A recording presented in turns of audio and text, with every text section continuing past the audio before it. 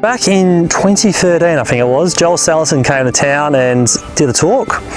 It got me going at uni. While I was writing my assignments, I'd get a little bit bored writing the assignment up and whatnot, and I'd start Googling Joel Salison, and then that led on to people like Gary Zimmer, John Kemp, Jerry Brunetti, and sort of led me down the path of the whole regenerative soil health sort of movement. So we started by just increasing the amount of species in our winter annual mix. So it went from 2 species up to 10, 12, depending on what seed was available that year. So a whole farm gets seeded to a cover crop pretty much, and that is grazed throughout the year. Summer cover crops became a pretty big part of our system. We generally use them after the vegetables, just to keep some green cover after the veggies. We'll then graze that off and then seed it down to a mixed species perennial pasture.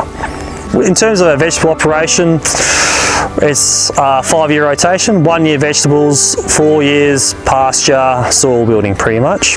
We used to graze it right down, then spray it off or cut it for hay. Actually, we used to grow it for hay. Cut it, roll it, take it away, remove that biomass and plough the living daylights out of it. Go over it 5 or 6 times with speed tiller, deep rippers and whatnot, just to get that soil bare. We then trialled strip tillage. At the time it was a very new idea for us and pretty much the state. It was the first strip tiller in Western Australia. So we got that over and doing trials with soil wealth. Trials were a massive success, and then from then on we started doing strip tillage. So strip tillage is just ploughing a little bit of ground where seedling goes. So we went from 5 tillage passes, 5 or 6, down to 1. So it's a massive saving in tractor hours, fuel and just time. I think the holistic grazing, strip grazing has probably made the biggest difference on the farm. We were running 700 head of sheep and 20 to 30 cattle. Set stock / rotational graze. It was probably more of a rotational graze, moving them maybe once a week, once every 2 weeks kind of thing onto a new bit of grass. I came across Alan Savoury in his work.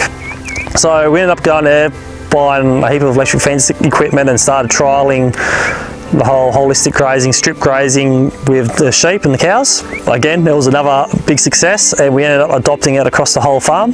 We then were able to increase our stocking rate from 700 head of sheep up to, I think we're currently at about 1200. And then with that, we've also decreased the fertiliser bill.